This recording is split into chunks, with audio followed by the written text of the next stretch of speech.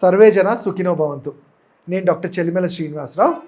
ఈరోజు మనం డిస్కస్ చేసే సబ్జెక్ట్ వచ్చేసి స్థౌల్యం అంటాం. అధిక బరువు, స్థౌల్యము, అధిక బరువు, ఒబేసిటీ, ఇవన్నీ కూడా దాని పర్యాయ పదాలుగా చూస్తాం.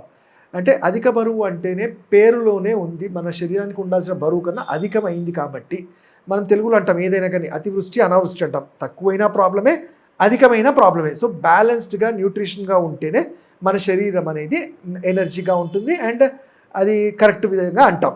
సో మరి ఇక్కడ ఈ ఒబేసిటీ అంటే ఏంటి, దాన్ని ఎలా మనము కన్సిడర్ చేస్తాము అంటే మన బాడీ మాస్ ఇండెక్స్కి ఉండాల్సిన హైట్, ఉండాల్సిన వెయిట్ కన్నా ఎక్కువ ఉండటమే మనం దాన్ని అధిక బరువుగా కన్సిడర్ చేస్తాం. దాన్నే ఒబేసిటీ, స్థౌల్యము అంటాం. అంటే దాన్ని గుర్తించడం ఎలా డాక్టర్ గారు అంటే దీనికి పెద్దగా టెక్నాలజీ అవసరం, చూడగానే మనకి తెలిసిపోతుంది. అంటే మన టమ్మీ పార్ట్ కానివ్వండి, హిప్స్ కానివ్వండి, థైస్ కానివ్వండి, బైసెప్స్ కానివ్వండి, చూడగానే వాళ్ళ అపియరెన్స్లోనే మనకి వీళ్ళు చాలా అధికంగా బరువు ఉన్నారనేది తెలిసిపోతుంది. బట్ స్టిల్ దీన్ని కొన్నిసార్లు చాలా తక్కువ వెయిట్ ఉన్నా కానీ మీరు చూస్తే వాళ్ళకి ఏంటంటే ఫ్యాటీ లివర్ ఉంది అని తెలియటము, కొలెస్ట్రాల్ ఎక్కువ ఉంది, ట్రైగ్లిసరైడ్స్ ఎక్కువ ఉంది అని కూడా చూస్తుంటాం. అంటే వీళ్ళు అపియరెన్స్తో సంబంధం లేకుండా వీళ్ళ బాడీలో కొవ్వు అనేది పేరుకుపోతూ ఉంటుంది.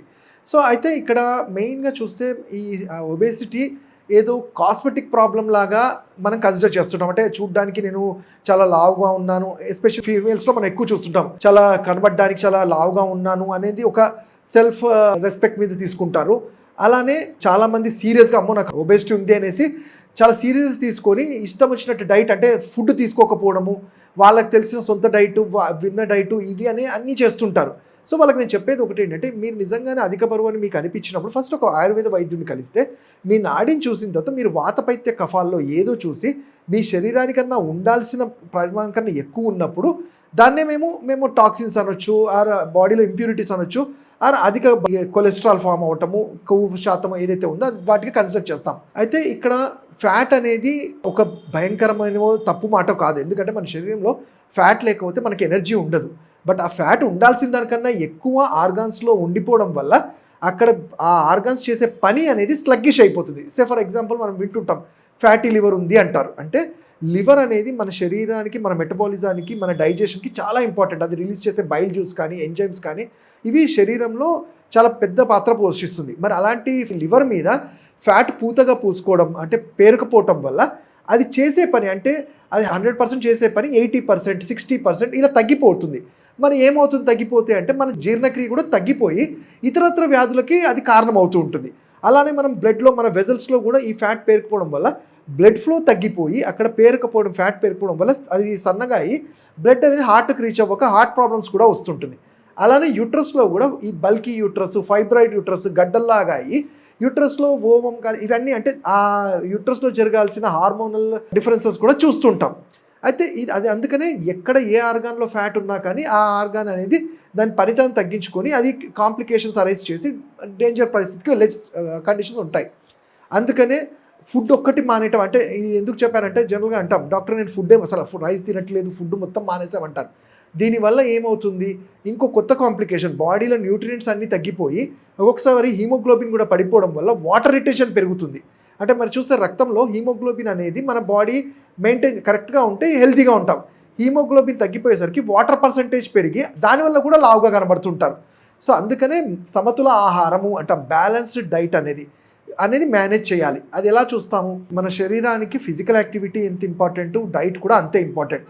నేను ఫిజికల్ యాక్టివిటీ అసలు చేయను, డైట్ మీద కంట్రోల్ ఉండనప్పుడు తప్పకుండా దాని కాన్సిక్వెన్సెస్ ఉంటాయి. అలానే కొంతమంది నేను చాలా ఫిజికల్ యాక్టివిటీ చేస్తాను, చాలా తక్కువ ఫుడ్ తీసుకుంటామంటారు. అది కూడా కరెక్ట్ కాదు.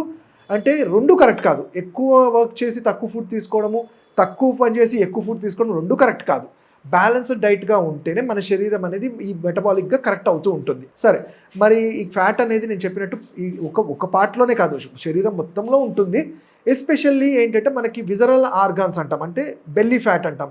పొట్ట దగ్గర ఏంటంటే అన్ని విజరల్ ఆర్గాన్స్ ఉంటాయి, కిడ్నీస్, లివర్ అన్నీ ఉంటాయి. కాబట్టి ఇక్కడ మనము అండ్ ఇదే మెయిన్ స్టోరేజ్ ఏరియా అంటాం. ఫ్యాట్ అక్యుములేట్ అవ్వడం కూడా ఇక్కడే, లాస్ట్లో ఎండ్ అయ్యేది కూడా ఇక్కడి నుంచే అవుతుంది. కాబట్టి ఈ బెల్లీ ఫ్యాట్కి మనము ఏం చేయాలి అనే దానికి మేము చెప్పేది టైంకి ఫుడ్ తీసుకుంటూ రెగ్యులర్ ఎక్సర్సైజ్, వ్యాయామం అనేది కంపల్సరీ. అది మీరు వాకింగ్ చేయగలిగితే వాకింగ్ చేయొచ్చు, సైక్లింగ్ చేయగలిగితే సైక్లింగ్ చేయొచ్చు, సమ్మర్ అలాంటి టైంలో అయితే స్విమ్మింగ్ కూడా చేయొచ్చు. మీ అనుకూలతను బట్టి మీరు ప్లాన్ చేయొచ్చు. అలానే కొన్నిసార్లు మరి డాక్టర్ గారు మాకు ఫుడ్తో సంబంధం లేకుండా ఎక్సర్సైజ్తో సంబంధం లేకుండా మేము వెయిట్ పుటాన్ అవుతున్నాము, తగ్గట్లేదు అంటారు.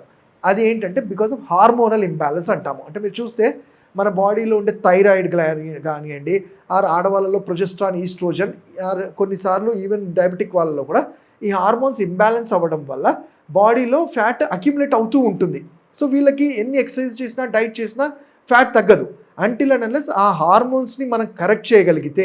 అయితే ఇక్కడ హార్మోన్స్ కరెక్ట్ చేయడం అనేసరికి ఏదో మెడిసిన్ తీసుకోమని కాదు, లైఫ్ లాంగ్ మెడిసిన్స్ వాడమని కాదు, మనం తీసుకునే ఆహారంని కంట్రోల్ చేస్తూ రెగ్యులర్ ఎక్సర్సైజ్ చేస్తూ ఆయుర్వేదంలో చెప్పబడిన ఆయుర్వేద ఔషధాలు ఎలా పనిచేస్తాయి, ఇవి మూల కారణాలని తెలుసుకొని దాన్ని సరిచేయగలిగితే అది దాని నుంచి వచ్చే ఇంకో డిసీజ్ని మనం అరకట్టిన వాళ్ళం అవుతాం. అంటే ఏదైనా కానీ ఆయుర్వేదంలో ఎట్లా చెప్పబడుతుంది, ఒక వ్యాధి లక్షణాలు మొదలయ్యి అది ఇంకో నుంచి ఇంకో దానికి ఎండ్ అయ్యేది ఇంకోటి ఉంటుంది. సో ఎక్కడైతే స్టార్ట్ అయిందో దాన్ని కరెక్ట్ చేసుకుంటూ రాగలిగితే ఈ అతిస్థౌల్యము, ఒబేసిటీని కూడా కంట్రోల్ చేయగలుగుతాం.